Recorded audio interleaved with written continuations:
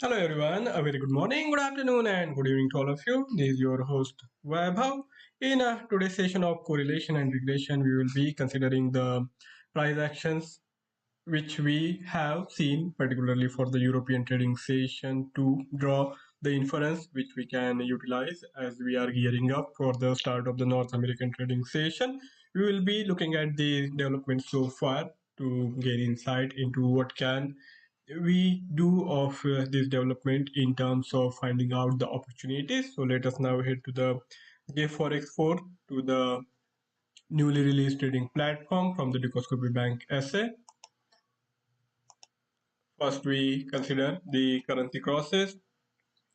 This is the chart for the AUD, but first let's go to the Euro USD, the most commonly traded currency instrument.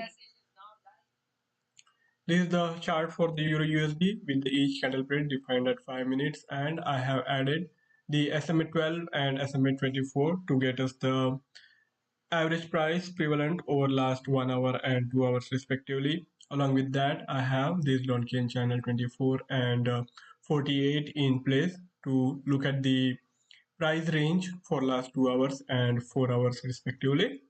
Now if we consider this price formation, it has been bearish. The high point of the day was reached at around 1.075, and from there onwards the journey has been downhill for the Euro USD. And if we look at the developments in last 4 to 5 hours, it has been trading mostly sideways with this bias on the bearish side. It is now slightly below 1.07 and the undertone is bearish. So for next couple of hours, the outlook still remains negative, and I think we should keep looking for the opportunities to go short. That is the most obvious choice at these circumstances, unless there is any break above this immediate swing high, which is there around 1.071. So as long as price action remains below that, and if it tries to break below this immediate swing low, we can also swing into action and start looking for the opportunities to go short. So that possibility is there to be exploited. We can expect the dollar to remain stronger for next couple of hours, as this is the outlook. And this dollar strength is uniformly evident in most of the major currency crosses. In today's session, we have seen the dollar on the stronger side, and it is always a relative phenomena in some of these currencies. It is not showing the momentum which it is showing for the euro, but the undertone is almost the same. If we look at the AUD USD charting, here it had this higher high formation, and now we have this higher low in place. So that changes the equation for the AUD, but for euro there is much more clarity here. If we look at this charting for the euro USD, it has been of lower highs and lower lows, and even now at the current juncture the euro USD is not climbing from these lows as strongly as we are seeing for the AUD. The gains for the AUD have been quite strong, but that momentum is missing for the euro. So we have to keep this in mind and adopt two different ways, two different strategies for trading in euro and the AUD, as is the case with I think other currencies also, because in today's session the dollar is not uniformly strong against major peers. It is on the stronger side if we look at the euros charting, but for other currencies it is simply in a consolidation phase with mixed results. Let's take a glance on these major currencies. NZD is following the trajectory of its Asia Pacific peer, the AUD. So the formation is similar for the NZD as well. Let's consider USD CAD. After the employment data for the CAD has gained momentum and it has appreciated considerably. So the CAD is now a sort of outlier.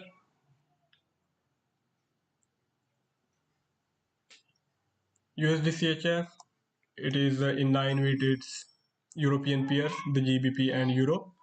It is simply consolidating after reaching these highs around 0.9240. And for USD JPY, the things are not really much different. It is also showing these sharp moves. First, it went into decline, then it recovered the losses, and it is simply now not going anywhere. It is simply going sideways.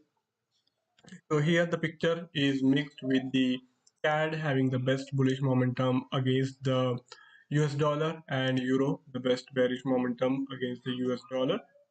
So we have the whole spectrum here for today's trading session. Not many days we see this kind of divergence, but in today's session, as there is lack of momentum from the US dollar on one particular side, neither it is trading clearly bullish, neither nor it is clearly bearish. So we will have to look at the individual strength of these currencies and then formulate our strategies accordingly. For the euro, the best option still remains going for the sell on rise. So as I said earlier also, this immediate swing high is the level to watch out for. As long as it remains below this level, it remains a sell. And for other major currencies, we will have to, I think, give up on finding opportunities in GBP as it is not showing much of momentum on either side. It is simply trading in this range with the support coming into play on the lower side, and its immediate resistance is likely to be centered around this swing high, but it is not a convincing trade. So it is better to overlook it and go for the opportunities in which we have strong conviction in terms of the pricing momentum. For the NZD, the things are increasingly turning bullish, and as we have these formation of higher highs, I think for next couple of hours we can keep looking for the opportunities to buy, but the condition is now going to be that it should not really break below this immediate swing low of around 0.6315. So watch out for these lows, and if it consolidates, spends time around these current levels for an hour or two, we will have much more conviction, and a possible move beyond this immediate swing high can be expected. But for trades in which you expect the dollar to stay softer, for that the CAD is going to be the obvious choice. For CAD, we have strong momentum, particularly after the release of economic data for the Canada, that has propelled the CAD towards this new swing low. So the CAD has appreciated significantly around half a percentage point.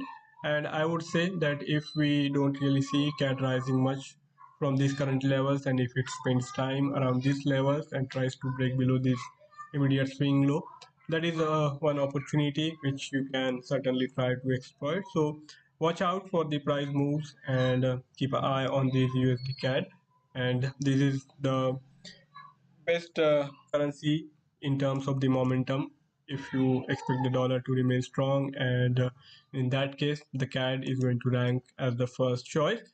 And if you expect the dollar to gain further in the day, then the euro is obvious choice. There is not much of an directional momentum in currencies like USD JPY and even USD CHF. The CHF is also looking bearish. It is showing this momentum of higher highs, but its low is not exactly low. But still, as long as it holds around this level, we still have the possibility of USD CHF again climbing above this immediate swing high. But since it is lacking momentum, I would prefer to go with the euro instead of going with the CHF. Now let's shift our attention to the equity segment. For the US equities, the journey has been downhill in today's session. We have seen these Dow Jones Industrial Average declining around 250 points, 200, more than 200 points, and from these levels it has risen sharply in last 1 hour, but still the momentum is bearish, and for any new trade to be taken, watch out for this immediate swing low, and if it tries to break below that, then I think it would be a better choice to get involved. Right now it is in this consolidation phase. For last couple of hours it hasn't really gone anywhere, with the undertone being bearish. Let's consider other equity index of S&P 500. There is not much of a difference in the price trajectory for S&P 500. It is following its peer, the Dow Jones Industrial Average. On the hourly charting, here we have seen sharp decline from these high point, these immediate swing high, capped the gains of S&P 500. So in yesterday's session, I had talked about this prior level being a significant resistance, and it indeed proved like that, with this sharp decline ensuing after we saw the equity indices climbing closer to these low. And in today's session, we are observing these equity indices again trading closer to the support zone. So we will have to trade carefully. It might spend time its next couple of hours consolidating here, and unless there is any clear-cut break below this immediate swing low, it is better to simply sit on the sidelines and not really get involved for the fresh short selling opportunities. For the Nasdaq, the momentum has been bearish and much more bearish compared to its other major counterparts. And in yesterday's session, also I had talked about this possibility of Nasdaq being the most bearish of all the major equity indices, and we saw it declining substantially in the latter hours of yesterday's session. Now in today's session, the things are not much different from yesterday's session, but if we look at this charting, it is not the most bearish for today's session. So things seems to have changed, at least to some extent, if not fully. So we will have to keep this in mind. And in today's session, the Dow is actually the one which is trading with the much more bearish momentum. Let's see the development for European equity indices. There is not much of a difference in the price formation for the European equity indices as well. This is all downhill, with this decline of around 3 percentage point from this high of yesterday to today's low in 24 hours. More than 3 percentage point decline has been observed for the DAX. The FTSE 100, one of the more bullish instrument in yesterday's session, didn't really fare much better. It has also sharply declined, though the magnitude of its decline is less compared to the other major equity indices.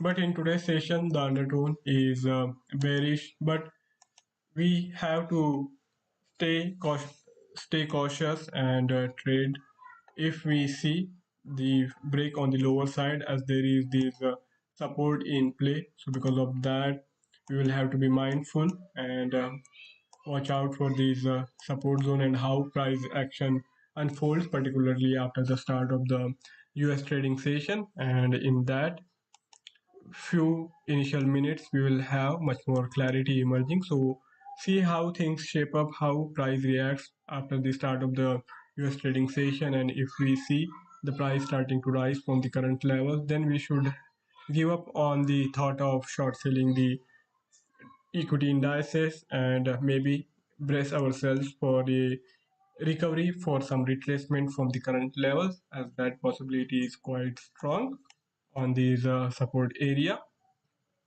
So that's my outlook for the equity indices for the United States.